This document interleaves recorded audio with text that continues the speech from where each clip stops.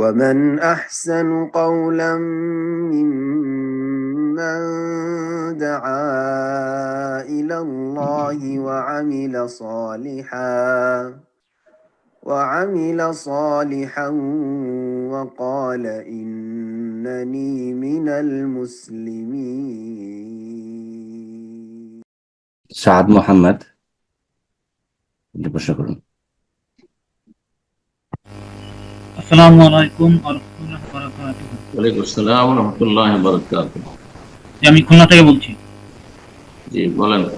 জি, আমার প্রশ্ন, সোনা রূপা ও মূল খাবারগুলো আল্লাহর রাসূল ও সাহাবীরা টাকা পরে দেবেন এইভাবে বাকিতে কেনাবেচা করেছেন, মূল খাবারগুলো টাকা পরে দেব এইভাবে বাকিতে কেনাবেচা করা যাবে? জাযাকাল্লাহু খাইর। বুঝতে পারলাম না আপনার প্রশ্ন কি অবস্থা। যে খাবারগুলো হচ্ছে মূল খাবার, যেমন খেজুর, তারপরে জব, ক্লিয়ার আছে না? যেগুলো মূল খাবার যেমন খেজুর, জব, লবণ, এগুলো কি হচ্ছে আমার বাকিতে কেনাবেচা করেছেন আল্লাহ রাসূল ও সাহাবীরা? এত কাজে বলছি। একরাম ভাই প্রশ্নটা বলেন তো। ওনার প্রশ্নটা আমারও বুঝতে একটু কষ্ট হচ্ছে। তো সাদ মাহমুদ ভাই, আপনি প্রশ্নটা একটু মাইকটা ঠিক করে নিন আর একটু ধীরে প্রশ্ন করুন, শেখ আপনার কথা বুঝতে পারছেন না। জি, আমি বুঝতে পারছি না, তাহলে শ্রোতারা যে শুনবে আমাদের রেকর্ডিং থেকে আমরা বুঝবে। আমার প্রশ্ন হচ্ছে যে খাবারগুলো মূল খাবার যেমন খেজুর, তারপরে জব, এগুলোকে আল্লাহ রাসূল ও সাহাবীরা টাকা পরে দেবেন এইভাবে বাকিতে কেনাবেচা করেছেন? একরাম ভাই এক্সপ্লেইন করেন। বুঝলাম ঠিক, আমি নিজে বুঝি না। উনি বলছে যে খাবারের কথাগুলো বললো, খাবারগুলো কি বুঝলাম না, পাচ্ছেন না, ওইরকম আস্তে আস্তে বলেন। খেজুর, তারপরে জব, গম, লবণ, এগুলো কি হচ্ছে আমরা বাকিতে কেনাবেচা করতে পারবো, মানে টাকা পরে দেব, পণ্য আগে নেব এইভাবে?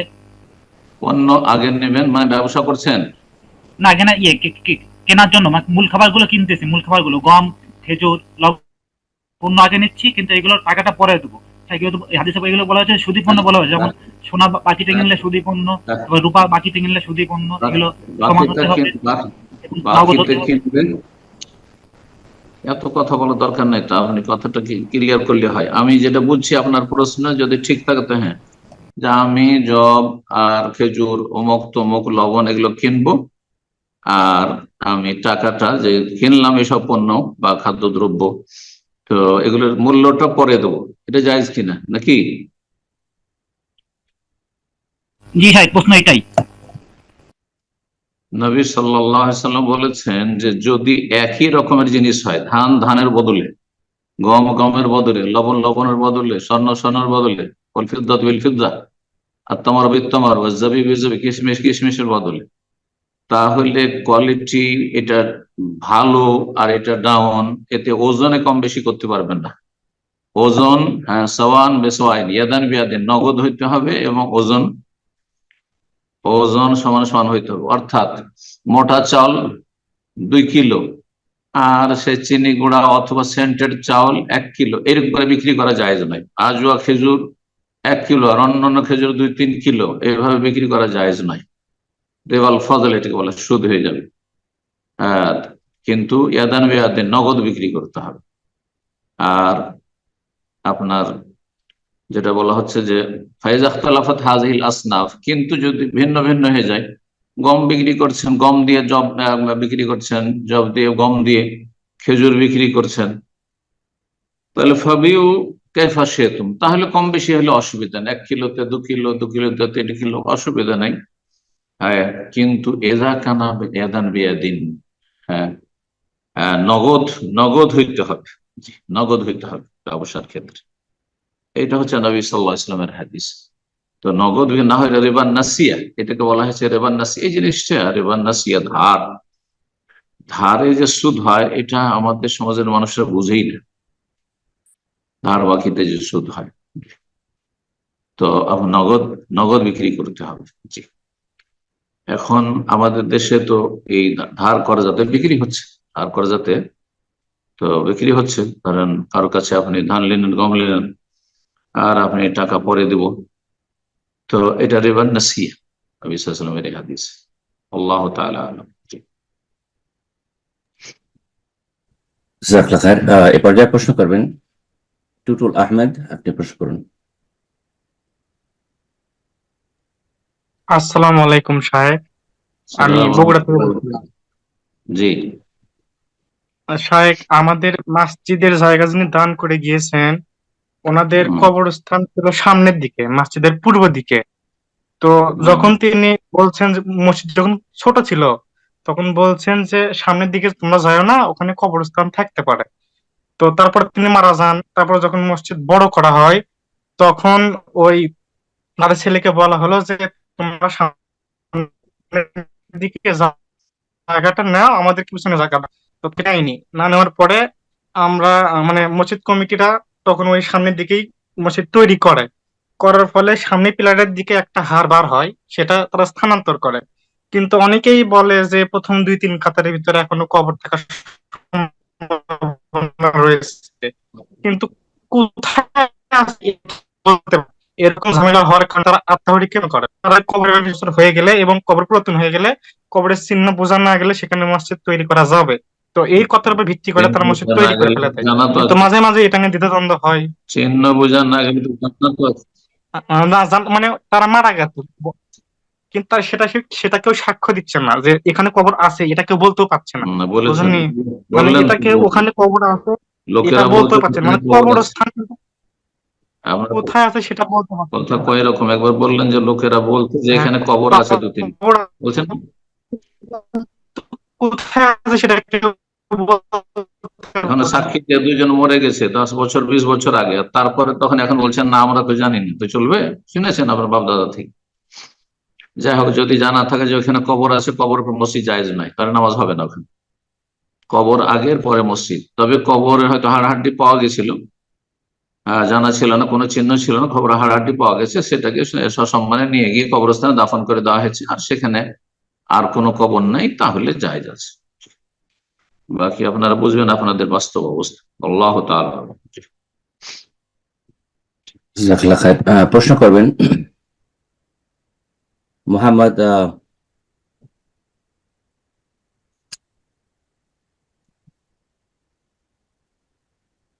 মুমিনুল ইসলাম, আপনি প্রশ্ন করুন।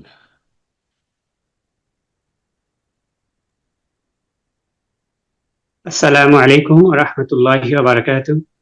ওয়ালাইকুম আসসালাম ওয়া রাহমাতুল্লাহি ওয়া বারাকাতুহু। জি, শায়েখ, আমি ব্রুনাই থেকে বলছি। জি বলেন। শায়েখ, আমি এখানে 3 বছর ধরে আছি, পিএইচডি করছি। আমার পিএইচডি শেষ, মাশাআল্লাহ, ভাইবার জন্য অপেক্ষা করছি, দোয়া করবেন আমার জন্য। মাশাআল্লাহ। কোন কোন সাবজেক্টে? হালাল সার্টিফিকেশনের উপরে। মাশাআল্লাহ, আল্লাহ হালালে তৌফিক দিক, আরাম থেকে আল্লাহ বাঁচিয়ে আমিন, রাখুক প্রতিটি মুসলিম। আমিন। চলেন। শায়েখ, আমার প্রশ্নটা হলো, 3 বছর ধরে আমি দেখছি এখানে প্রত্যেক সালাতেই, ফরজ সালাতে চতুর্থ রাকাত মানে শেষের রাকাতে মুসল্লিদেরকে কুনুত নিয়ে পড়ে, তারা সম্মিলিতভাবে কুনুত কুনুত পড়ে। পড়ছে। জি, জি। তা আমরা যখন আন্তর্জাতিক ইন্টারন্যাশনাল স্টুডেন্ট আছি, কেউ হাত তুলি কেউ হাত তুলি না, কারণ 3 বছর ধরে চলছে, প্রত্যেকদিন 5বার হয়। তো এইটা আসলে আমাদের করণীয় কি? জাযাকাল্লাহ খায়রান। এটি হচ্ছে শাফি মাজহাবের ফতুয়া। একমাত্র শাফি মাজহাবে ফজরে কুনুত রয়েছে নিয়মিত। বাকি 3 মাযহাব হাম্বলি, মালিকি, হানাফি এবং আহলুল হাদিস কেউ বলছে না যে ফজর সালাতে কুনুত রয়েছে, যদি কুনুতে নাজেলা না হয়, বালা মুসিবতে না, সেটা সাময়িক হবে। হ্যাঁ, বছরকে বছর হবে না, বুঝছেন? তো তাদের এটি কুনুতে নাজেলা মূলত না, কুনুতে নাজেলা 1 মাস করেছেন, তারপর ছেড়ে দিয়েছেন। অথচ কাফেরদের সাথে তখন সংঘর্ষ ছিল, কাফেরদের সীমা লঙ্ঘন ছিল নবী সাল্লাল্লাহু আলাইহি ওয়াসাল্লাম জামানে, কিন্তু 1 মাস করেছেন শুধু, যখন বেশ কিছু সাহাবা কেরামগণ তাদের হাতে নির্মমভাবে নিহত বা শহীদ হয়েছেন, অথবা এই রকমের জুলুম অত্যাচার বেড়েছে তখন। তো জুলুম অত্যাচার যখন বিশেষ কোনো জায়গায়, পৃথিবীর যে কোনো জায়গায় বাড়বে, তখন কোনো তো নাজালা করা যেতে পারে। যদিও চলতি আছে, জুলুম অত্যাচার প্রায় চলতি আছে আজকাল উম্মতে মুসলিমের উপর, কিন্তু এই অজুহাতে গোটা বছর করা যাবে, এই অজুহাত তারা করেও না। তাদের কাছে মূলত ভুল ফতোয়া, ফিকহি ফতোয়া, এবং অন্যান্যরা সেটিকে বিদআত বলেছেন। যে ফজর নামাজে কুনুত পড়া না, কুনুতে নাজেলা ছাড়া এমনি কুনুত পড়া, এটি বিদআত অন্যদের কাছে। শাফিঈদের কাছে সুন্নাত। এখন আপনি যদি শাফি ইমামের পিছনে নামাজ পড়ছেন আর তারা কুনুত পড়ছে, সেটা মালয়েশিয়া, ইন্দোনেশিয়া, শ্রীলঙ্কা, মালদ্বীপ এবং দক্ষিণ ভারত, তামিলনাড়ু, কেরালা, এসব জায়গায় হয়, আমি সব জানি। তো এইসব জায়গা থেকে প্রশ্ন আসতে থাকে। এই ক্ষেত্রে আপনাদের বলবো যে হাত না ওঠানো ভালো। যেহেতু এটা সুন্নতের খেলাফ কাজ, হাত উঠাবেন না। আর সেই সময়টা আপনি দোয়া করবেন, বা আপনি দোয়া করতে পারেন। কারণ শেখুল হাসান রাহিমাহুল্লাহ বলছেন সালাতের সুকুতা ফিস সালাত, সালাতের ভিতরে কোনো জায়গায় নীরবতা নাই, নীরব থাকবেন কেন আপনি? সুতরাং সেই সময়টা আপনি তাসবিহ পড়তে পারেন, দোয়া করতে পারেন, নিজের জন্য নিজে দোয়া করেন। আর ইমামের এই সুন্নতের খেলাফ দোয়ার পর আমিন আমিন বলারও কোনো প্রয়োজন নেই। জি, জাযাকুমুল্লাহ। রোনা, আপনি প্রশ্ন করুন। রোনা, আপনার ফোনটা আনমিউট করে নিন, প্রশ্ন করুন।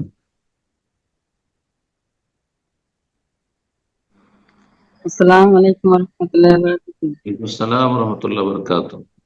জি, শেখ, আমি বাংলাদেশ থেকে বলছিলাম। বলেন। আমার যে ছেলে মাদ্রাসায় দিছি, ওর 12 বছর আর কি শেষ হয়ে যাবে ওরা। ও হেফজতে দিছি, ও 11 পারা আর কি মুখস্থ আছে। এখন ওর আমি কিতাবখানা দিই, আর কিতাবখানা দিলে কোন কোন বিষয় একটু একটু পরামর্শটা দিলে তো ভালো উপকার হতো। পরামর্শ, আসসালামু জি আলাইকুম ওয়া রাহমাতুল্লাহ। জি, আপনাকে পরামর্শ দেবো যে ছেলে যদি 11 বছর যেহেতু হয়ে গেছে, আর কত বছর বয়স, 12 বছর মনে হয় বললেন, বা 11, তো শুধুমাত্র 11 পারা হয়েছে বলছেন। যদি 14-15-র মধ্যে হাফেজ না হইতে পারে, মানে 2-3 বছর মধ্যে প্রোগ্রেসটা কেমন দেখেন, উন্নতিটা কেমন তার, সে যদি বছরে কমপক্ষে 10 পারা 15 পারা করে নেয়, আর 2 বছরের মধ্যে হাফেজ হয়ে যায় 13-14 বছরের ভিতরে, তাহলে তো ঠিক আছে।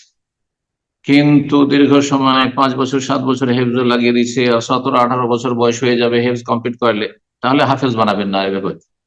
তাহলে হেফজ খানায় দিয়ে হাফেজ বানাবেন না, যখন এত মন্থর গতিতে হেফজ হচ্ছে। কারণ এতে হবে কি, বয়স বেশি হয়ে গেলে তখন ক্লাসে পড়তে গিয়ে ছোট ছোট বাচ্চা তার চাইতে বয়সে কম, ওদের সাথে যখন ক্লাসে ঢুকবে হীনমন্যতায় ভুগবে। এগুলি পরীক্ষিত আমাদের শিক্ষা দপ্তরের ক্ষেত্রে, মাদ্রাসা বা হেফজের। তো যখন হীনমন্যতে ভুগবে, মনটা খারাপ হয়ে যাবে। তারপরে এদিকে সাবালক হয়ে গেছে, তারও একটা জীবনের ভবিষ্যতের চাহিদা আছে, শারীরিক চাহিদা আছে, তারপর আর্থিক চাহিদা আছে, যে আমি আর কতদিন পড়বো, ইনকাম করতে হবে, বিয়ে শাদী করতে হবে, এইসব সমস্যা তখন দাঁড়াবে। যার ফলে দেখা যায় অধিকাংশ হাফেজ গুলো ভালো আলেম হইতে পারে না। এই কথাটা আমার মুখস্থ করে নেন। আমি ওটা ভারতের কথা বলছি, বাংলাদেশের কথা বলছি, পাকিস্তানের আমার এই তো বলছি, আরব দেশে আলাদা। আরব দেশে ক্লাসের সাথে সাথে হেফজ, আমাদের ছেলে মেয়েরা যেমন ক্লাসও চলছে হেফজও চলছে, প্রতি বছর 5 পারা করে হেফজ করছে আর ক্লাস করছে। দেখা যাচ্ছে যে ক্লাস 8-এ আস্তে আস্তে ও মুখস্থ হয়ে গেছে। 12 বছর, 13 বছর, 14 বছরও যদি হয়ে যায়, তাও 15 বছর হলেও অসুবিধা নেই, কারণ ক্লাস চলতে আছে তার। এদিকে মাধ্যমিকে উঠে গেছে আর তার হেফজ কমপ্লিট হচ্ছে, কোনো অসুবিধা নেই। কিন্তু আমাদের দেশে একেবারে ক্লাসকে স্টপ করে দিয়ে শুধু হেফজে লাগিয়ে দিয়ে দীর্ঘ 5 বছর 7 বছর লাগিয়ে দিয়ে সাবালক হয়ে গেছে, দাড়ি মোজ গজিয়ে গেছে, এখনো পয়সার ফিকির আর বিয়ে শাদীর ফিকির, যার ফলে আর ভালো আলেম হতে পারে না। তো আপনি দেখবেন, আপনার বাচ্চা যদি ব্রেনি হয় আর তার সাথে মেহনতি হয়, মেধা শক্তি আছে, তাড়াতাড়ি মুখস্থ করতে পারে, আর তার আগ্রহ আছে, আবার অনেকের মেধা শক্তি আছে কিন্তু দুষ্টমি আছে, অলস, পড়বে না। ইলম হাসিল করার জন্য যাকাউন ওয়া হিরসুন ওয়া ইজতিহাদুন, 6টির মধ্যে এই 3টি আমি আজকে বলি, বেশি লম্বা না করে। প্রথম, মেধা শক্তি লাগবে, ব্রেন লাগবে। 2 নম্বর, হিরসুন, আগ্রহ, উদ্গ্রীব হইতে হবে পড়ার জন্য, পড়ার পাগল।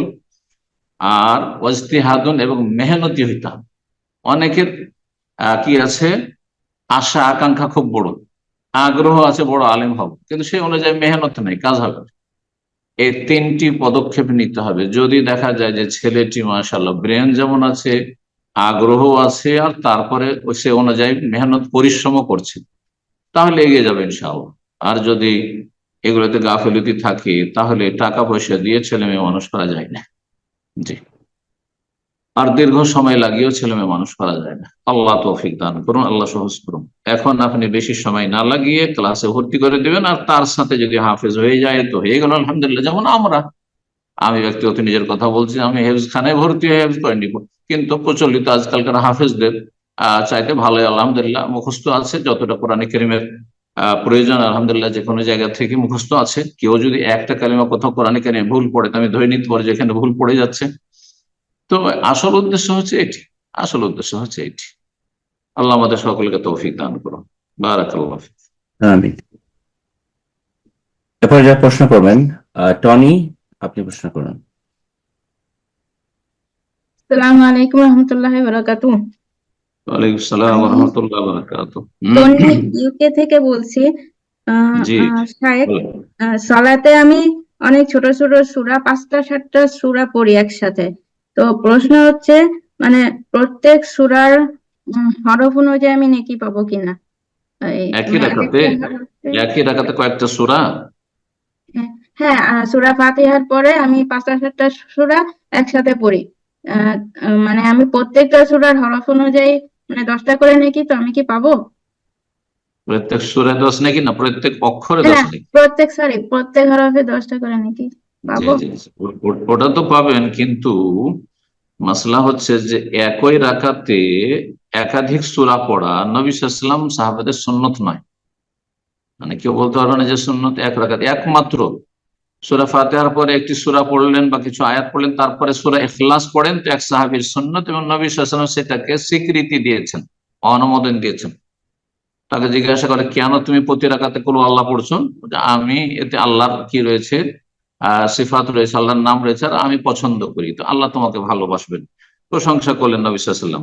এটা করা যায়, কিন্তু আপনি ধরেন শুরু করলেন সূরায়ে হুমাযা, তারপরে সূরায়ে ফিল, তারপরে সূরায়ে কুরাইশ, সূরায়ে মাউন, 4-5টা সূরা সূরা ফাতিহা একই রাকাতে, এটি সুন্নত নয়, সুন্নতের খেলাফ। তবে কি জায়েজ বলেছেন ওলামা, বলেছে জায়েজ আছে, কিন্তু উত্তম নয়।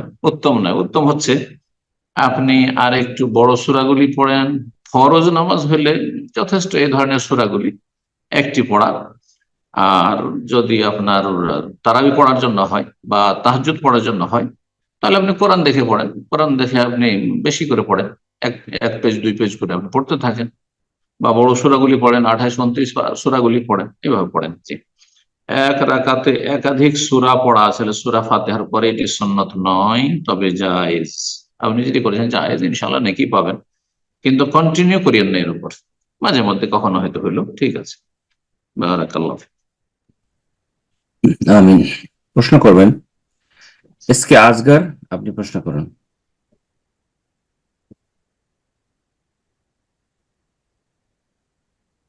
এসকে আসগর, ফোনটা আনমিউট করে নিন, প্রশ্ন করুন। আসসালামু আলাইকুম রহমতুল্লাহ, স্যার কেমন আছেন? আসসালামু রহমতুল্লাহ। জি আলহামদুলিল্লাহ, বলেন। জি, আমি সৌদি আরব রানিয়া থেকে বলছি, আসগার। হুম, বলেন। যে আমার প্রশ্ন হলো, আমরা তো এই প্রবাসে থাকি, আর সমস্যা হচ্ছে আমার এই ফ্যামিলি নিয়ে। ফ্যামিলি প্রায় ফজরের নামাজে মানে পড়ে না, ওই সূর্য ওঠার পরে পরে কিংবা জোহরের নামাজের আগে পড়ে। তার সঙ্গে ওই ছেলেগুলো মানে ওই ফজরের নামাজ কামাই করে, তা নিজেও ঘুমিয়ে থাকে, ছেলেগুলোও ঘুমিয়ে থাকে। তো আমি বিভিন্ন রকম ভিডিও, আর্টিকেল এবং নামাজের যে সব ভয়াবহতা, যে নামাজ না পড়লে কাফের, এই সমস্ত মানে পাঠিয়েছি, গুরুত্ব তাও শোনে না। তো এই ব্যাপারে আপনি একটু আমাদের বলবেন যে এই যে ফজরের নামাজ পড়ে না, বাকি টাইম নামাজগুলো পড়ে আর কি, ওই ঘুমিয়ে থাকে ফজরের ঘুমের কারণে। আমি বলছি অ্যালার্ম দিয়ে রাখতে, ঘড়ি মানে অ্যালার্ম দিয়ে রাখতে মোবাইলে, তো এইসব নসিহা করার পরে শুনছে না। এই ব্যাপারে বলবেন স্যার। আপনার রুমের ছেলেরা না অন্য রুমের ছেলেরা?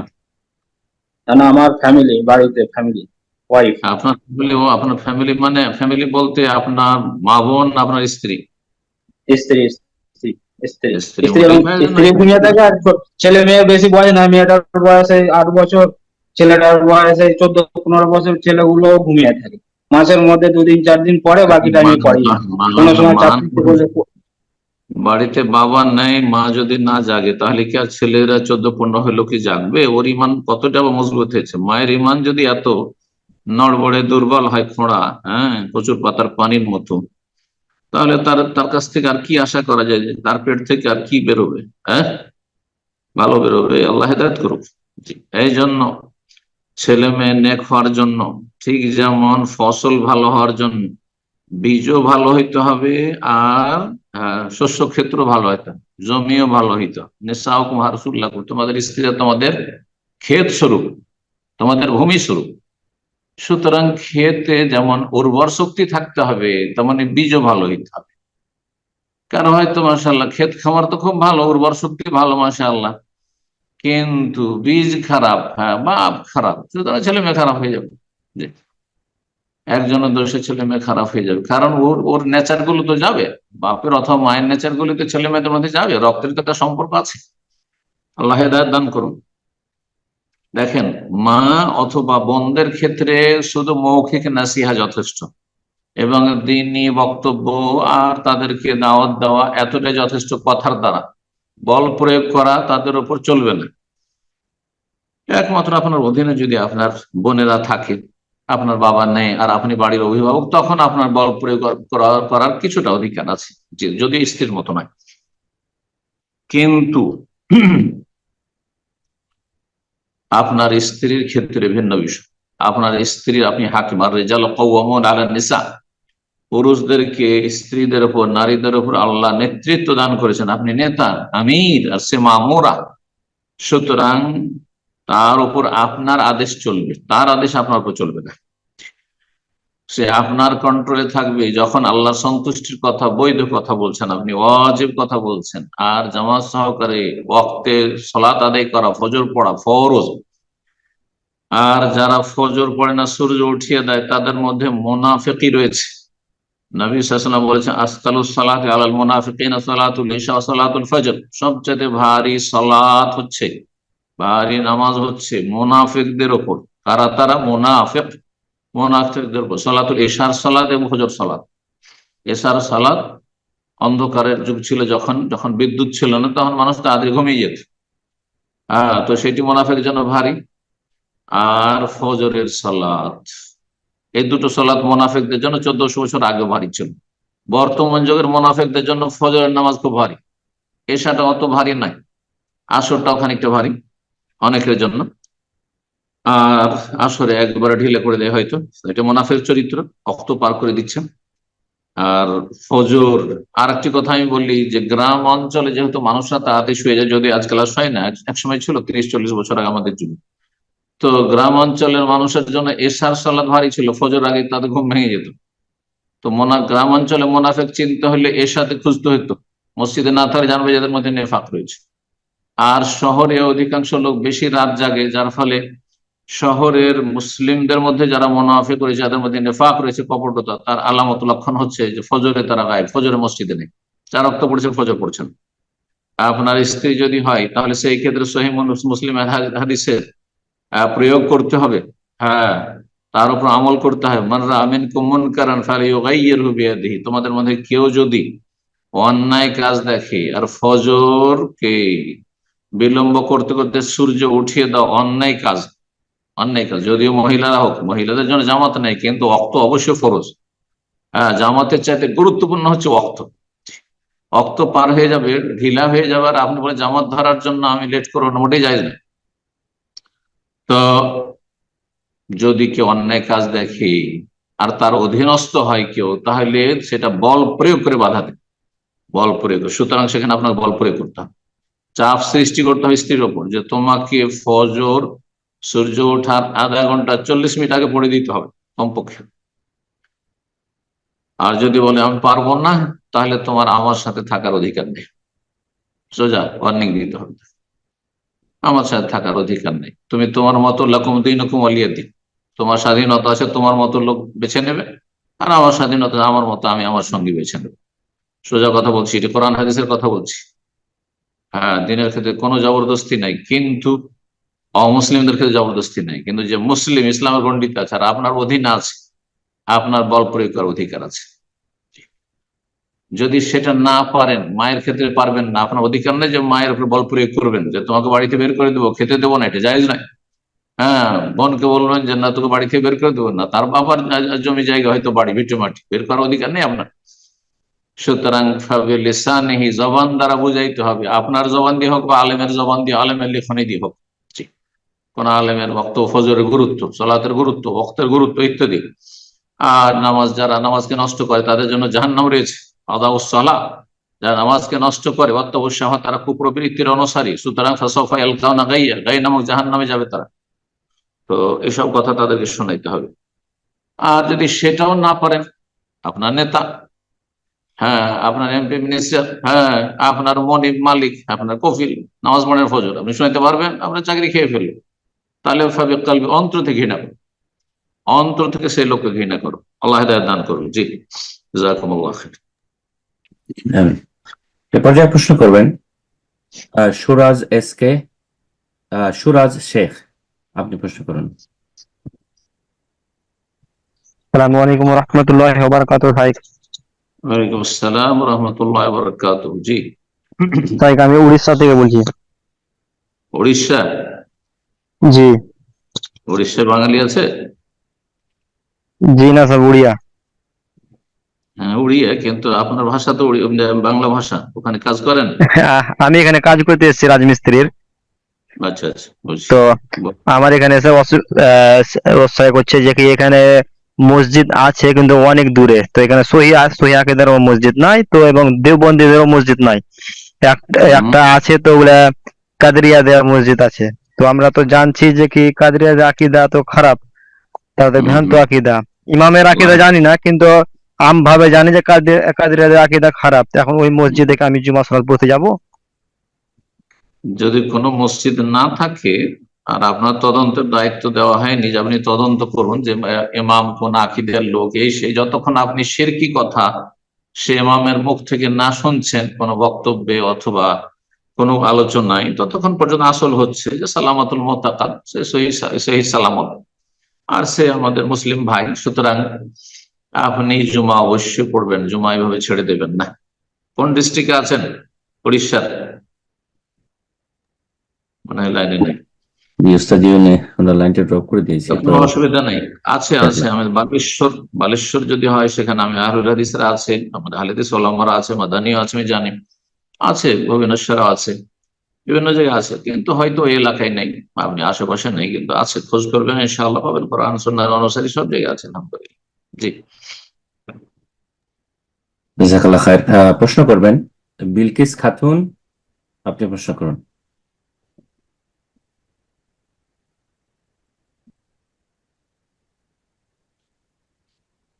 বিলকিস খাতুন, আপনার ফোনটা আনমিউট করে নিন, প্রশ্ন করুন।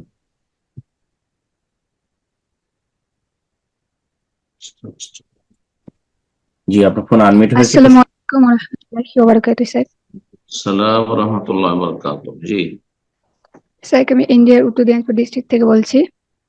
ইন্ডিয়া কোন ডিস্ট্রিক্ট? উত্তর দিনাজপুর। উত্তর দিনাজপুর, মাশাআল্লাহ, বলেন। জি স্যার, আমার উত্তর প্রশ্ন দিনাজপুর হলো, এখন রায়গঞ্জ হয়ে গেছে। উত্তর দিনাজপুরের নাম রায়গঞ্জ হয়ে গেছে, তাই না? জি জি জি জি, ঠিক। স্যার আমার প্রশ্নটা হচ্ছে মেয়েদের মুখের পর্দা নিয়ে। আসলে মেয়েরা কি মানে বাইরে মুখ খোলা রেখে যেতে পারবে? আমরা যখন পরিপূর্ণ পর্দা করে যাই, তখন অনেকে বলে যে মুখের পর্দা কেন করছে, এটা তো বাধ্যতামূলক না।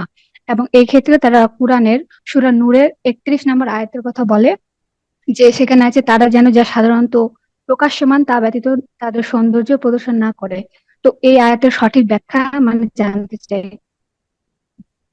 আল্লাহ রাব্বুল আলামিন সূরা নূরে যেটা বলেছেন সেটা সে অপব্যাখ্যা করেছে, বিভ্রান্ত করেছে, ভুল ব্যাখ্যা করেছে।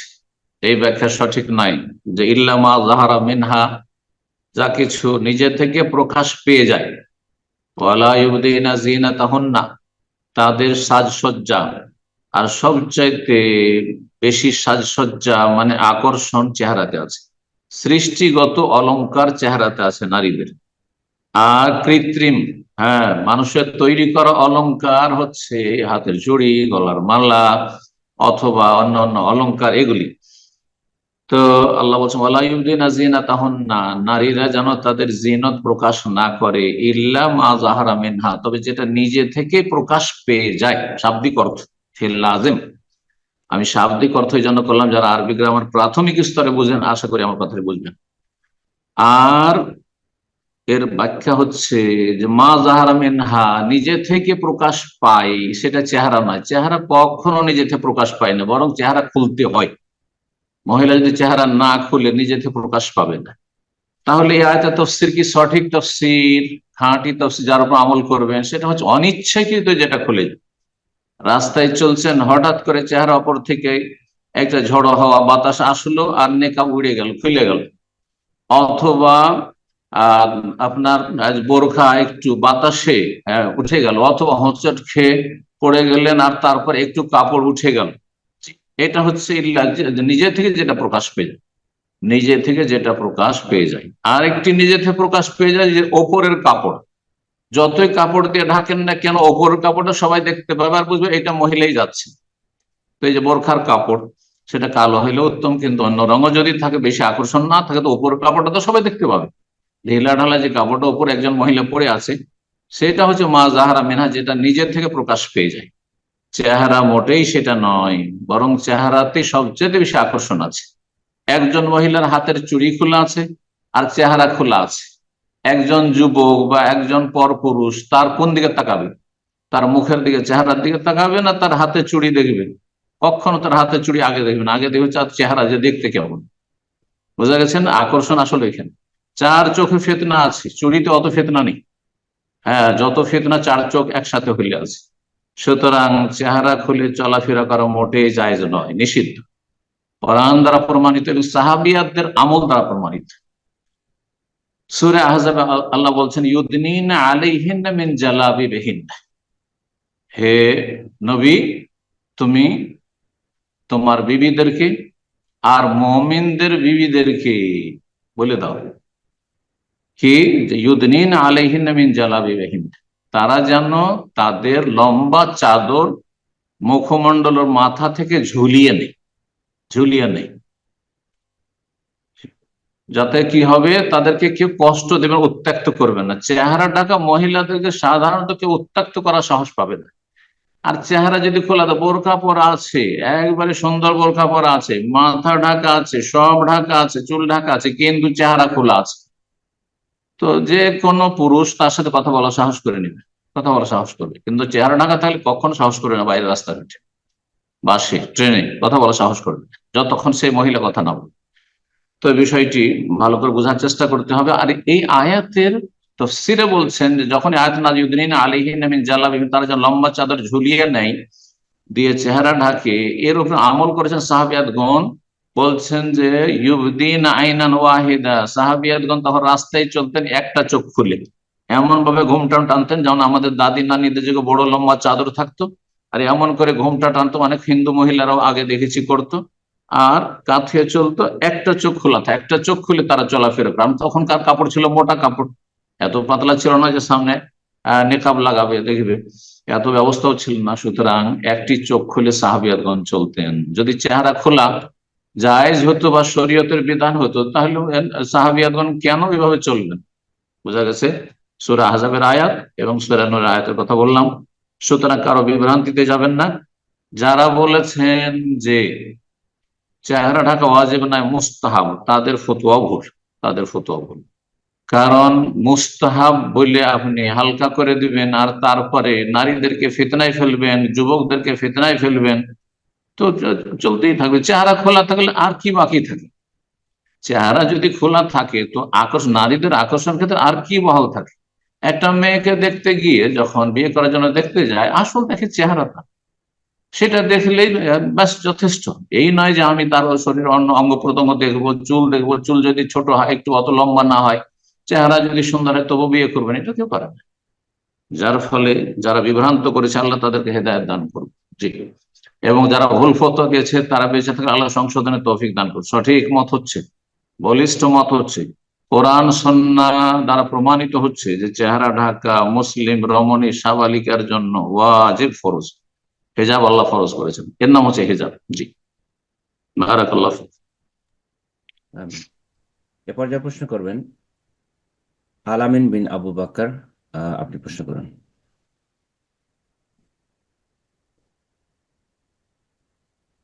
জি, আলামিন বিন আবু বকর, ফোনটা আনমিউট করে নিন, প্রশ্ন করুন।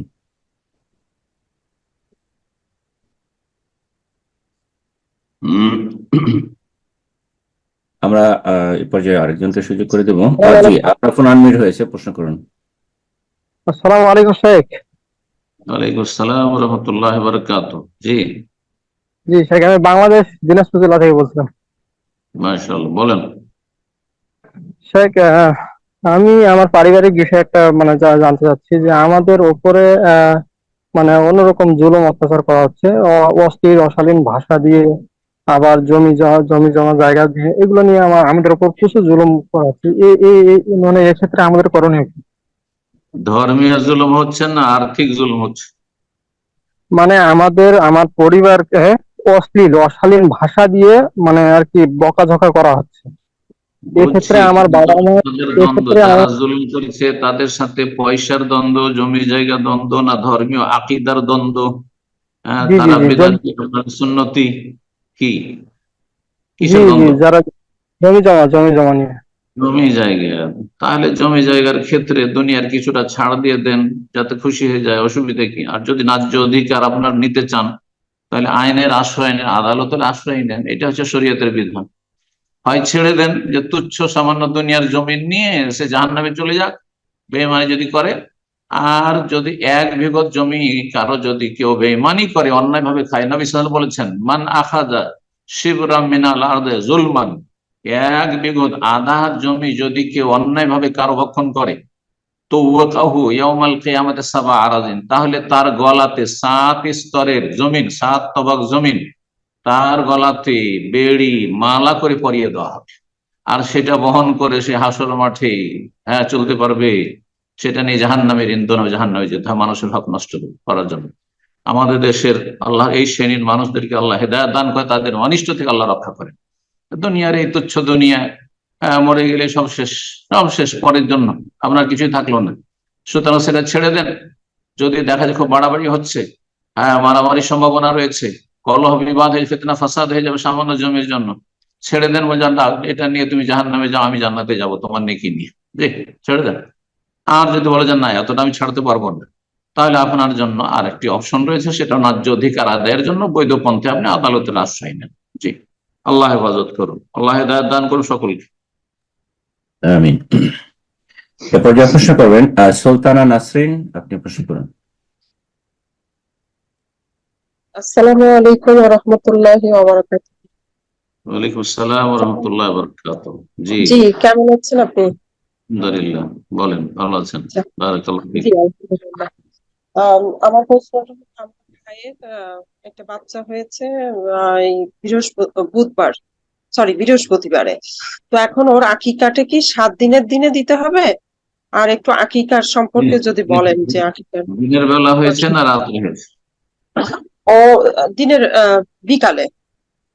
বিকেলে, মানে সূর্য ডোবার আগে যদি হয়ে থাকে তাহলে সেই দিনটা একদিন হয়ে গেল, বুঝছেন? জি বৃহস্পতিবারে হয়েছে, তো বৃহস্পতিবার তো বুধবার দিন সপ্তম দিন, ইয়াউমাস সাবাই হাদিসে রয়েছে সপ্তম দিনে, তার বুধবার দিন আকিকা হবে। আর যদি মাগরিব পরে হইতো তাহলে বলতাম যে তাহলে সেটা, আর বৃহস্পতিবার থাক, বৃহস্পতিবার দিন গিয়ে মাগরিব পরে, তাহলে সেটা জুমাবার হয়ে গেল, তাহলে তখন বলতাম বৃহস্পতিবারে আকিকা করার জন্য। আশা করি বিষয়টি বুঝেছেন। আকিকা সপ্তম দিনে করা সুন্নত উত্তম, তবে বিশেষ কারণে যদি বিলম্ব হয়ে যায় তবুও করবে।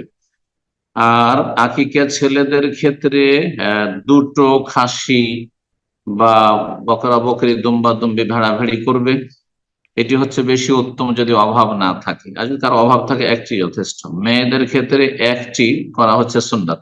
নবী সাল্লাল্লাহু আলাইহি হাসান হোসেনের 2টো করে দুম্বা আকিকা করেছেন, কাবশাইনে। তো এইভাবে সুন্নাত। আর আকিকার ক্ষেত্রে ভাগ নেই, ভাগের ফতোয়া যেসব মযহাবে রয়েছে সেটা তাদের কিয়াসি ফতোয়া, কোন একটি দলিল নেই, কোন একজন সাহাবী ও গরুর ভাগায়, উটের ভাগায় আকিকা দেননি। সুতরাং গরুর ভাগাতে আকিকা দেওয়া এটি জায়েজ নয়, সুন্নতের খেলাফ কাজ, যথেষ্ট নয়। আশা করি বিষয়টি বুঝতে পেরেছেন। আকিকার গোশত নিজেরাও খাবেন, দাদি নানি সবাই খায়। আমাদের দেশে জাহেল মূর্খরা সেখানে বলে না, নানি খেতে পারবে না, দাদি খেতে পারবে না, অমুক খেতে পারবে না, বা মেয়ের ওই অমুক খেতে পারবে না। না, সবাই খেতে পারবে, নিজেরা খাবে, অন্যদের আত্মীয় স্বজনকে খাওয়াবে, বন্ধু মহলকে খাওয়াতে পারে, গরিব মিসকিন আশেপাশের প্রতিবেশী রয়েছে তাদেরকে খাওয়াবে। জি, কোনো অসুবিধা নেই। সমান করা জরুরি নয়, 3 ভাগ করা জরুরি নয়। যেমন কোরবানির ক্ষেত্রেও 3 ভাগ কোনো আবশ্যক বা সুন্নত নাই। নিজেরা খাবে, অন্যদেরকে খাওয়াবে, আর যাদেরকে খাওয়াবে তাদের মধ্যে সচ্ছলও থাকবে, অসচ্ছলও থাকবে। ঠিক তেমনি আকিকার ক্ষেত্রে অনুরূপ, যতটা যার প্রয়োজন, আমাদের নিজেদেরই বেশি প্রয়োজন, নিজেরা বেশি খেলেন, অসুবিধা নেই। যদি দেখা যায় যে না, আমাদের আত্মীয় স্বজন বেশি, তাদেরই বেশি খাইয়ে দেবো, আমরা অল্প রাখবো, তাও ঠিক আছে। গরিব দুঃখী গ্রামে বেশি, তাদের বেশিটাই দিয়ে দেবো, সামান্য একটু খাবো আমরা, তাও সুন্দর আছে, কোনো অসুবিধা নেই। অবস্থা বুঝে ব্যবস্থা নেবেন। বারাকাল্লাহ ফিক। আমিন। এরপর যা প্রশ্ন করবেন নাইমা আক্তার, আপনি প্রশ্ন করুন।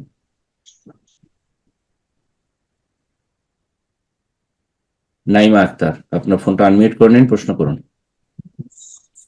আসসালামু আলাইকুম ওয়া রাহমাতুল্লাহি ওয়া বারাকাতুহু। ওয়ালাইকুম আসসালাম ওয়া রাহমাতুল্লাহি ওয়া বারাকাতুহু।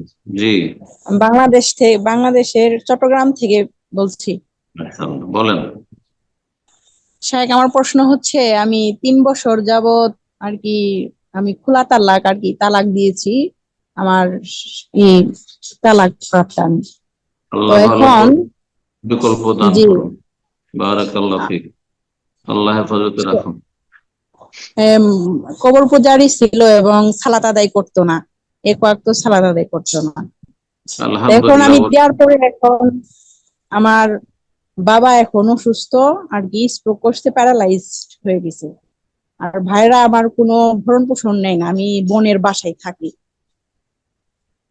তো এখন আমি চাকরি করতে চাচ্ছি, এখন কি আমার জন্য চাকরি করা জায়েজ হবে? আমার ভরণ পোষণের আর কি কেউ নেই। আমার বাবা রিটায়ার্ড প্রাপ্ত, রিটায়ার্ড করছে, করার পরে সে এখন আর কি প্যারালাইজড এখন পড়ে বাবার আর কি। এমন কোন সম্পদ নাই যে সম্পদটা আপনি খাটিয়ে বাড়িতে বসে বাসায় বসে থেকে খাওয়া দাওয়ার ব্যবস্থা হবে, এরকম নেই? ওরকম নেই, ভাইরা আর কি সবকিছু আর কি করে ফেলবে। যদি দেখা যায় বাবার সম্পত্তি ঘর ভাড়া আসছে, ঘর ভাড়াতে আমি বসে বসে খেতে পারবো, তাহলে চাকরি করবেন না। কারণ চাকরি করলে ফিতনা মুক্ত না, আল্লাহ হেফাজত করুক। আর যদি দেখা যায় নিরুপায়, ওরকম নেই, নিরুপায়, একদম নিরুপায়। আমার ভাইরা একদম সবকিছু আর কি আমাদেরকে এখন ভাইরা কতদিন দেখবে, ভাইরা দেখবে কতদিন, ভাবিরা অনেক সময় সেটা বরদাস্ত করতে পারে না, অনেক সময় হয়তো 2-4-6 মাস চললো তারপরে। তো এইরকম যখন জরুরি ক্ষেত্র হবে তখন চাকরি করতে পারবেন, তবে যথাসাধ্য ভালো পরিবেশে চাকরি করার চেষ্টা করবেন, যেখানে আপনি ফিতনা মুক্ত থাকতে পারেন এবং অনিষ্টকারী অনিষ্ট থেকে আপনি বেঁচে থাকতে পারেন। পর্দাপুশিদার সাথে যাবেন, সেখানে থাকবেন, অবস্থান করবেন এবং জিকির আজকার করবেন, ফ্রি সময় কোরআন তেলাওয়াতের চেষ্টা করবেন। এতে হবে কি, যে খারাপ লোকেরা এমনিতে কেটে পড়বে। খারাপ লোকেরা দেখে যে কোনটা খারাপ মেয়ে, আর ভালো মেয়ে দেখলে তারা শয়তান যেমন ওমর রাদিয়াল্লাহু তাআলা আনহুকে দেখলে আরেক গলি দিয়ে পালাতো, ঠিক তেমনি খারাপ ছেলেরা যখন দেখবে একটা দিনদার মেয়ে, তখন ওই ঠিক ওমর রাদিয়াল্লাহু তাআলা দেখে যেমন জিন শয়তান পালে, তো মানুষ শয়তানরা ভালো মানুষকে দেখলে পালাবে। জি, আল্লাহ হেফাজত করুন। বারাকাল্লাহু ফিক। চাকরি প্রয়োজনে করতে পারবেন যদি এরকম জরুরি মনে হয়, কিন্তু যেমনটা বললাম, ফাত্তাকুল্লাহ মাসতাতা, যথাসাধ্য আল্লাহকে ভয় করবেন, যথাসাধ্য। যখন প্রয়োজন জরুরি করতে হবে চাকরি করবেন, যখন দেখছেন আলহামদুলিল্লাহ আল্লাহ আমাকে অভাব মুক্ত করে দিয়েছেন, তাহলে আর করবেন না। জাযাকাল্লাহ খায়ের। সম্মানিত দিনী ভাই বোনেরা, আমরা প্রোগ্রামের একদম শেষ পর্যায়ে চলে এসেছি, অনেক সময় হয়ে গেল। আজকে সর্বশেষ প্রশ্ন নিব, যার মাধ্যমে আজকে এই সপ্তাহের প্রোগ্রাম শেষ হবে ইনশাআল্লাহ। যারা হ্যান্ড রেজ করেছিলেন অনেকেই আছেন এখনো, যারা সুযোগ পারলেন না, আগামী সপ্তাহে ইনশাআল্লাহ প্রোগ্রাম শুরুতে এসে হ্যান্ড রেজ করবেন। আপনাদের প্রশ্নগুলো আমরা আগামী সপ্তাহে নেওয়ার চেষ্টা করবো ইনশাআল্লাহ। তো সর্বশেষ প্রশ্ন করবেন শাফি মোল্লা, আপনি প্রশ্ন করুন।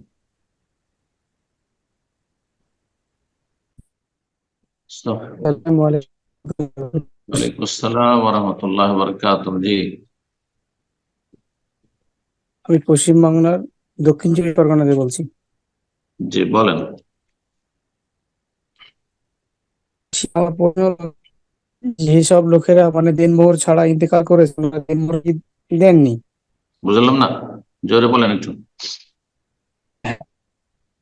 যেসব লোকেরা মানে দিনমোহর দিনমোহর তারা ওই অবস্থায় ইন্তেকাল করেছে, তাদের ক্ষেত্রে কি আছে? দেনমোহর দেয়নি? হ্যাঁ হ্যাঁ হ্যাঁ, না না দেয়নি। দেয়নি, দিয়ে দিবে। ঋণ, তার উপরে ঋণের বোঝা আছে। না ইন্তেকাল করেছে, তারা মারা গিয়েছে আগে। মারা গেছে, তাহলে মারা তার যাবার উপরে বুঝছি ঋণ আছে। মানুষ মারা যাওয়ার পরে তখন তার ধন সম্পদ গুলি কি করতে হবে, এর বিধান রয়েছে ফারায়েজের কিতাবাদিতে। আমার ফারায়েজের ধারাবাহিক 25টি আলোচনা আছে, তার প্রথম আলোচনাগুলিতে এই বিষয়গুলি আলোচনা করেছি, যে মাইয়িতের সাথে মানুষ যখন মারা যায়, মৃত ব্যক্তির সাথে 4টি হক জড়িত। 1 নম্বর হচ্ছে তার ধন পরিত্যক্ত ধন সম্পদের সাথে। এক নম্বর হচ্ছে তাজহিজ ও তাকফিন, প্রথম তার কাফন দাফনের খরচ খরচা বের করা, সেখান থেকে তার কবর খনন করা, কাফনের পয়সা ইত্যাদি যা খরচ লাগে। এক। দুই নম্বরে ঋণ পরিশোধ করা, ঋণ পরিশোধ। আর একটি ঋণ হচ্ছে দেনা হচ্ছে আপনার মোহর। সুতরাং আগে তার যে পরিত্যক্ত ধন সম্পদ থেকে মোহর দিয়ে দিবে স্ত্রীর, কত টাকা মোহর পায় তাকে ধরিয়ে দেবে যে এত টাকা মোহর হইল, বা এত টাকা মোহরের বিনিময়ে এই জমিটা তোমাকে দিয়ে দেওয়া হলো। দ্বিতীয় হয়ে গেল। তৃতীয়, তারপরে দেখবে যে কোনো ওসিয়ত করেছে না, কোনো মাদ্রাসা মসজিদে কোনো দিনী প্রতিষ্ঠানে অথবা কোনো ব্যক্তিকে ওসিয়ত করেছে যে 10 কাঠা জমি অমুককে দিয়ে দিও, তাহলে সেটা দিয়ে দেবো, এত টাকা দিয়ে দিও, তাহলে সেটা দিয়ে দিবে। তারপরে যদি বাঁচে, আর সেই ওসিয়তটা 1/3 ভেতরে হইতে হবে, 1/3 বেশি নয়। তারপরে 4 নম্বরে গিয়ে তখন তাকসিমুল মিরাস, এখন ধন সম্পদ ওয়ারিসিন যারা উত্তরাধিকারী তাদের মাঝে বিতরণ হবে। আগেই ভাগ বন্টন করে বসবে অথবা এটিএম নিয়ে দখল করে বসবে, এটা জায়েজ নয়। দেখতে হবে যে তার ঋণ আছে, ঋণ কর্জা আছে, ব্যাংকে ধরেন ব্যাংক ব্যালেন্স আছে, আর সেখান থেকে তার মোহর দেওয়া যাবে, তাহলে আগে টাকা বের করে মোহর দিয়ে দিবে। আর কার কার পাওনা দাওনা আছে খোঁজ খবর নিয়ে তারপরে সে পাওনাগুলো দেওয়ার পরে দিতে দিতে সমস্ত জমি জায়গা টাকা পয়সা শেষ হয়ে গেল, সব শেষ হয়ে যাক, ছেলেমেয়েরা কিছুই পাবে না। এটা হচ্ছে দ্বীন ইসলাম, যেটা আমাদের দেশের মানুষরা জানি না। মনে করে যে আমরা আগে খাবো, তারপরে যারা ধার কর্জা দিয়েছে পারলে দিলাম, না হয় না দিলাম, ওটাই না, হারাম কাজ। ফাঁসিয়ে রাখলেন, সে জাহান্নামে হবে। জি, মানুষের হক নষ্ট করেছে। স্ত্রীর দেনা আর অন্যের দেনা সমান সমান, যদি স্ত্রী মাফ না করে। দেন মোহর দেওয়ার সদ ইচ্ছা যদি না থাকে, তো সেই ব্যক্তি বদচরিত্রের জানি, হাদিসে রয়েছে, সেই হাদিস এটি, কিন্তু সদ ইচ্ছা আছে আর লেট হয়ে গেল, বিলম্ব হয়ে গেল, অথবা দিতে পারেনি, আর যদি স্ত্রী মাফ করে সেটা আলাদা কথা। আর তার কাছ থেকে মাফ চাওয়াতে মাফ করে দাও, এটা জায়েজ নয়। আমাদের দেশে কিন্তু এই মূর্খামি আছে, যখন মানুষ মারা যাচ্ছে সারা জীবন দেয়নি তার মোহর, যা বলছে আমাদের আঞ্চলিক ভাষা বলে মোহরটা হাওয়া দিয়ে দাও, মানে তাকে হাওয়া দিয়ে দাও, মাফ করে দাও। হারাম এই কথা বলা। মাফ চাওয়ার অধিকার কি আছে? আমার কাছে আপনি টাকা পাবেন, আর বলে মাফ করে দাও, না আমি দেওয়ার চেষ্টা করব। ওই রকম স্ত্রীর ক্ষেত্রে একই বিধান। জি, নবী সাল্লাল্লাহু আলাইহি ওয়াসাল্লাম বলেছেন শহীদকেও আল্লাহ মাফ করবেন না যদি ঋণ নিয়ে আল্লাহর সামনে হাজির। ইউগফারু লিশ-শাহীদি কুল্লু যামবিন ইল্লা দাইন, শহীদের আল্লাহর রাস্তায় যে শহীদ হবে তার সমস্ত গুনাহ আল্লাহ ক্ষমা করবেন, একমাত্র ঋণ কর্জা পাওনা আল্লাহ মাফ করবেন না। আল্লাহ যারা ঋণ নেই তাদেরকে হেদায়েত দান করুন এবং সদ ইচ্ছা রাখার তৌফিক দান করুন। নবী সাল্লাল্লাহু আলাইহি ওয়াসাল্লাম বলেছেন কেউ যদি কারো পয়সা ঋণ কর্জা নেই আর দেওয়ার সদ ইচ্ছা থাকে, তাহলে আল্লাহ সেটা আদাহুল্লাহ আনহু, আল্লাহ আদায় করে দেবেন। ওমান আখাযা আমওয়ালান নাস ইউরিদু ইতলাফার, উদ্দেশ্য যদি আগে থেকে থাকে দেব না, হক মারবো, নয় ছয় করবো, নিয়ে উধাও হয়ে যাব, অথবা আমার মর্জি মোতাবেক দেব, তাহলে আতলাফাহুল্লাহ, আল্লাহ তাকেও বরবাদ করে তার ধন সম্পদকে বরবাদ করবে। সহিহ বুখারী হাদিস। সতর্ক হন যারা ঋণ কর্জা নেওয়ার বদ অভ্যাস রাখেন, আল্লাহ হেদায়েত দান করুন। জি, কখন যে মরণ চলে আসে আপনি নিশ্চিত আপনার স্ত্রী দেবে, আপনার ছেলে মেয়েরা দেবে, আপনার ভাইয়েরা দেবে, বাপ দেবে, কেউ নিশ্চিত না। সুতরাং খবরদার এমন কাজ করবেন না, ঋণ কর্জা রাখবেন না। আগে ভাগে দিয়ে, রাত আসার আগে, ঘুমাবার আগে দিয়ে তারপর ঘুমাবেন, কি জানি আজকে মরে যেতে পারি, এক্ষুনি মারা যেতে পারি। আল্লাহ সঠিক বুঝ দান করুন। জাযাকুমুল্লাহ খাইর। আমিন, বারাকাল্লাহু ফিক, জাযাকাল্লাহু খাইর শেখ। তো আজকে ইনশাআল্লাহ এখানে শেষ করা যাক, দোয়া করে শেষ করে দিন। শেখ, আপনারা ভুলে গেলাম আমাদের সেই দিনী বোন, যে উনি আমাদের প্রতিনিয়ত প্রোগ্রামে থাকতেন, ভার্জিনিয়াতে ছিলেন, যে আপনাকে মেসেজ করছিলাম, তো উনি এই সপ্তাহে ইন্তেকাল করছেন। ওনার সন্তান দোয়া চাইছেন আর কি, তো ওনার জন্য একটু দোয়া করবেন। আল্লাহ রহম করুন। কি নাম ছিল ওনার, মনে আছে? ওনার নামটা আসলে আমার এক্স্যাক্টলি নামটা সেট করিনি, তবে উনি ভার্জিনিয়াতে ছিলেন আর কি। জমে থাকলে নাম আপনার মনে থাকতে পারে, সেই জন্য বলছি। যাই হোক, যে কেউ হোক না কেন, যিনি মারা গেছেন তাকে আল্লাহ রহম করেন, গুনাহ খাতা মাফ করেন, জান্নাতুল ফিরদৌস দান করেন, জাহান্নামের আযাব থেকে, কবর আযাব থেকে রক্ষা করেন, এবং তার পরিবার পরিজন শোক সন্তপ্তদেরকে আল্লাহর উত্তম ধৈর্য ধারণে তৌফিক দান করেন এবং নেকির পথে আল্লাহ রাখেন। এইরকম মুমিন মুমিনা যারা দুনিয়া থেকে চলে গেছে, আল্লাহ তাদেরকে জান্নাতুল ফিরদৌস দান করেন। আমাদের খুব ঘনিষ্ঠ একজন প্রিয়জন ছিলেন দাম্মামে ব্যবসায়ী আব্দুস সামাদ ভাই রাহিমাহুল্লাহ তাআলা। আজকে সকালে ফজরেই তিনি মক্কা থেকে উমরা করে ফিরে এসেছেন, আর রাস্তাতে একটু অসুস্থতা, শ্বাসকষ্ট ফিল করছিলেন। আর তারপরে ক্লিনিকে গেছেন, সেখানে ক্লিনিকে ডাক্তারের সামনে যেতে যেতেই কিছুক্ষণের মধ্যেই দুনিয়া থেকে তিনি বিদায় নিয়েছেন। খুব এত হিতাকাঙ্ক্ষী মানুষ ছিলেন যে কোনো ওনার দাওয়াত হতো, সর্বশেষ দাওয়াত ওনার হয়তো ছেলের বিয়ে উপলক্ষে এখানে ছিল একটি দাওয়াত, অথবা তার আগে একটি আকিকার ব্যাপারেও ছিল তার পরিবারের। তো প্রতিটি দাওয়াতে উনি আগে আমার কাছ থেকে সময় নিয়ে তারপরে তিনি আর অন্যান্য ভাইদেরকে দাওয়াত করতেন। তো দোয়া করি ওনার জন্য, বিশেষ করে আল্লাহ রাব্বুল আলামিন আমাদের আব্দুল সামাদ ভাইকে এরকম যে কোনো মুমিন মুমিনা যেখানেই দুনিয়া থেকে বিদায় নিয়েছেন, আল্লাহ যেন রহম করেন, জান্নাতুল ফিরদৌস দান করেন, গুনাহ খাতা মাফ করেন, এবং আমাদের যেসব ভাইরা দুনিয়া থেকে চলে গেছেন, বোনেরা চলে গেছে, তাদের আত্মীয় স্বজনদেরকে নেক পথে থাকার তৌফিক দান করেন। বারাকাল্লাহু ফিকুম। আল্লাহ রাব্বুল কাছে দোয়া করি সমস্ত ভাই বোনদের জন্য যারা আজকের আমাদের আলোচনায় থাকলেন, আল্লাহ আপনাদেরকে উত্তম প্রতিদান দান করেন, নেক আমলে তৌফিক দান করেন, সমস্ত শার ফাসাদ থেকে, অনিষ্ট থেকে, ফিতনা থেকে আল্লাহ বাঁচিয়ে রাখেন। আল্লাহ রাব্বুল আলামিন যেন দিন দুনিয়ার সার্বিক কল্যাণ দান করেন, পারিবারিক শান্তি দান করেন, আর্থিক শান্তি দান করেন, আর সব রকমের ঘরে বাইরে সমস্ত নিরাপত্তাহীনতা থেকে আল্লাহ হেফাজত করেন, জালিমের জুলুম থেকে আল্লাহ হেফাজত করেন, আর বদ প্রকৃতির মানুষ শয়তান, জিন শয়তানের অনিষ্ট থেকে আল্লাহ হেফাজত করেন। ওয়া জাযাকুমুল্লাহু খাইরান ওয়া সাল্লাল্লাহু সাল্লাম নবিয়ানা মুহাম্মদ ওয়া আলা আলিহি ওয়া সাহবিহি আজমাইন।